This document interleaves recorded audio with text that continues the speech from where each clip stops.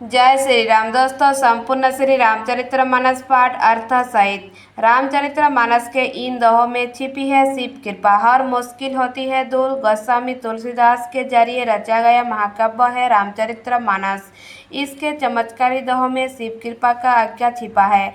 कहते हैं इन दोहों के पाठ करने मात्र से जीवन विपत्ति से मुक्ति होने लगता है।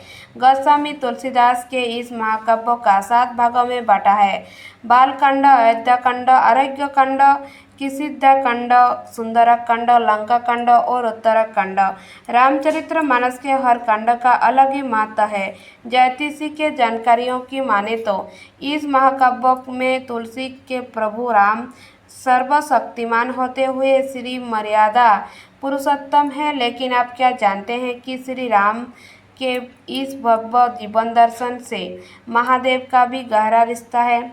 रामचरितमानस के दोहों कैसे बरसेगी भोलेनाथ की कृपा, आइए जानते हैं।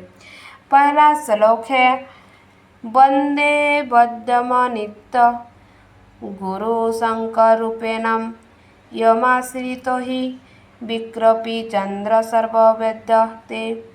इस श्लोक में शिव जी को गुरु रूप में प्रणाम करके उनकी महिमा बताई गई है।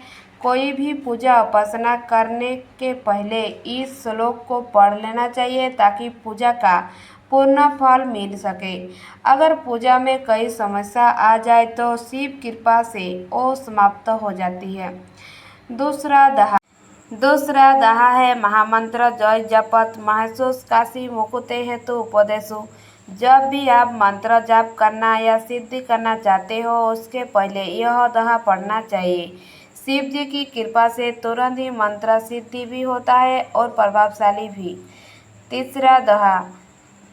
तीसरा दोहा है शंभु सहज समरथ भगवानाय ही विवाह सब विधि कल्याणा।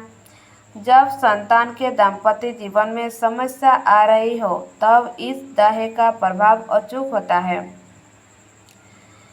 रोज सुबह शिव जी के सामने इस दोहे का 108 बार जाप करें, फिर अपने संतान के सुखद दाम्पत्य जीवन के प्रार्थना करें। चौथा दोहा है जो तप करे कुमारी तुम्हारी भावी मेटी सहही त्रिपुरारी। अगर जीवन में ग्रहों या किस्मत की वजह से कुछ भी न हो पा रहा हो तो यह दोहा बहुत लाभकारी है। चारों बेला में इस दोहे का कम से कम 108 बार पढ़ने से भाग्य का चक्र भी बदल सकता है। लेकिन ध्यान रहे कि कोई ऐसे कामना न करे जो गलत हो।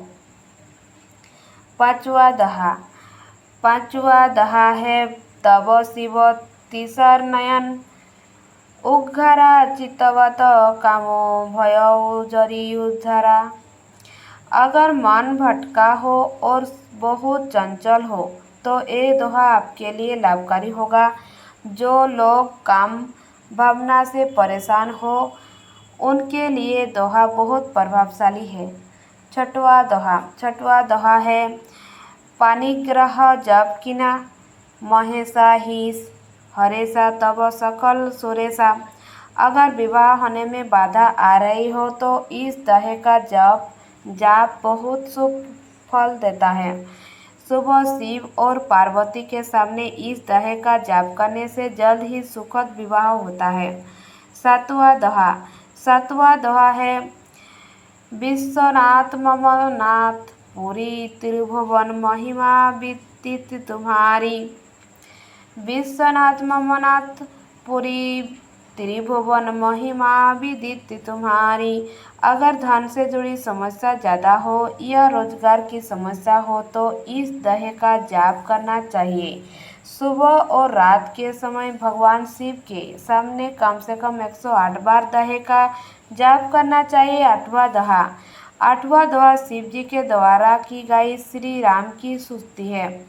ये उत्तराखंड में छंद के रूप में लिखा गया है। केवल यही स्तुति रोज सुबह सच्ची भावना से करे तो जीवन में तमाम समस्या मिट जाती है। ये स्तुति करने से दुर्घटनाओं, अपयश और मुकदमों से रक्षा होती है। धन्यवाद। अगर मेरा चैनल आपको पसंद आए तो प्लीज़ लाइक सब्सक्राइब जरूर कीजिए।